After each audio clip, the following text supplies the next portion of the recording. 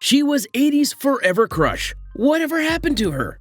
In this video, we'll delve into the intriguing story of Phoebe Cates, a prominent actress in the 80's who's vanished from the public eye after being in the limelight. What happened to her? Famous teen model and actress of the 80's, Phoebe Cates, was once a budding star in the world of beauty and entertainment. From her incredible achievement of featuring on the iconic teen magazine 17, to being a much-loved on-screen personality in movies like Paradise 1982 and Fast Times at Ridgemont High 1982, where she acted as Linda Barrett, Cates captured the hearts of audiences with her talent and charm. Her journey continued with other successful ventures such as Private School 1983 and the iconic Gremlins 1984. During these years, Cates was regarded as one of America's most beautiful women, and rightly so. Phoebe kicked off her film journey with the romantic film Paradise, which butt the theaters on May 7, 1982. Stepping into the limelight, she portrayed a bold character, wowing the audience with her acting prowess. The film is about the escapades of two stranded teenagers, David and Sarah, navigating a desert, unraveling the intricacies of sexuality, and forging a unique bond. Filmed in Israel, the movie featured Cates in several full frontal and rear nude scenes at the age of 17, sparking both attention and controversy. She not only performed in the film, but also lent her voice to the theme song, along with recording an album of the same name. However, she later expressed regret about the project, citing issues with the career transition and alleging the use of a body double for explicit scenes without her knowledge. Her next film role came in Fast Times at Ridgemont High, which was released on August 13, 1982. The movie is a sex comedy, and Phoebe is particularly known for a topless scene. Unlike her debut, this film garnered relatively positive reviews, with praises directed towards its fantastic soundtracks and detailed cinematography. Cates made a memorable appearance in Fast Times at Ridgemont High, 1982, contributing to what Rolling Stone dubbed the most memorable bikini drop in cinema history. Subsequently, Phoebe took on another comedic role in Private School, released on July 29, 1983, portraying Christine Ramsey, a high school beauty on a mission to win her crush's heart. Although critics weren't entirely impressed, the film struck gold at the box office, proving to be a commercial success despite its perceived flaws.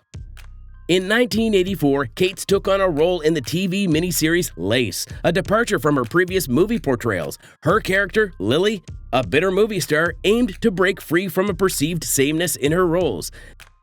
The audition impressed the writer, leading to her immediate hiring. Despite struggling with the character's vicious persona, Cates aimed to evoke sympathy from the audience. Notably, her line, "Which one of you bitches is my mother?" The miniseries was later named the greatest line in television history by TV Guide in 1993.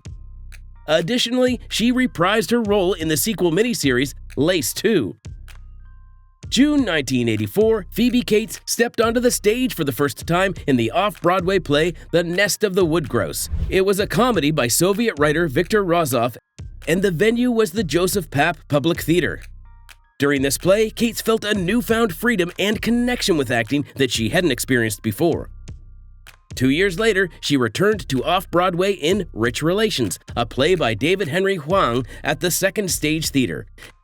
In December 1989, she took a big step onto Broadway, making her debut in the revival of Paddy Chayefsky's The 10th Man at the Vivian Beaumont Theater. However, as the 1990s unfolded, Cates gradually shifted away from the limelight and began to take supporting roles in films like Date with an Angel, 1987, and Princess Caribou, 1994.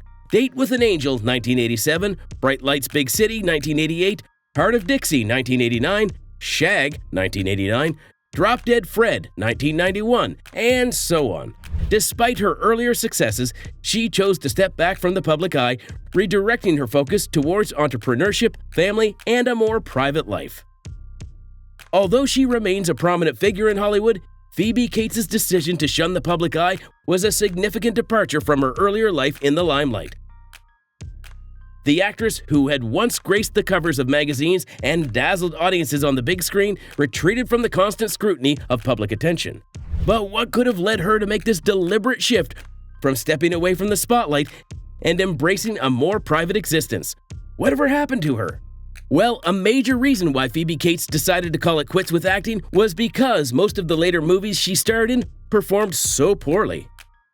And this somewhat contributed to a slight decline in her once shining stardom. Although in 1991, she was initially positioned for a role in the successful comedy Father of the Bride. 1991, she withdrew because she was pregnant at the time. Unfortunately, her subsequent ventures in movies such as Princess Caraboo, 1994, failed to resonate with audiences, and this was a huge discouragement for the star, who now struggles to maintain her interest for acting. The struggle of these films, coupled with a waning interest and enthusiasm for the craft, became decisive factors in Cates' choice to step away from the spotlight. Her final appearance on the big screen was in the 2001 film The Anniversary Party, where she made a brief return to acting as a favor to her friend Jennifer Jason Leigh. Other very probable reasons why Phoebe Cates decided to shun acting were her drive for entrepreneurship as well as her decision to focus on her family. In 2005, she ventured into the business world by establishing Blue Tree in New York City. The store, featuring an array of items like fragrances, jewelry, toys, and gifts, garnered popularity, notably with the introduction of a special Abraham Lincoln doll. In her personal life, Phoebe went through some significant changes that further contributed to her stepping away from the limelight. Phoebe was in a live-in relationship with film producer named Stavros Mraz, whom she met at a nightclub in 1979. They ended up going separate ways, and later on, in 1983, Phoebe met Kevin Kline at an audition. She encountered a turning point in 1983 when she met Kevin Kline at an audition. A romantic relationship blossomed, and the end result was the shift in the perspective of Cates to focus on her family. They began dating, and over time, love grew between them. In 1989, Phoebe made the decision to tie the knot with Kevin. And though she was 16 years younger than him, the couple then happily welcomed their son, Owen Joseph Kline, into the world in 1991. Later, on March 21, 1994, their daughter, Greta Kline, was born. Greta went on to pursue a musical path and is now better known by her stage name, Frankie Cosmos. The Kline family's journeys included love, marriage, and the creative pursuits of their talented daughter. In the end, Cates' departure from Hollywood was simply a matter of choice. A choice that had her business and her family at heart. If you like this video, make sure to watch other videos of our channel on beautiful ladies of yesteryear.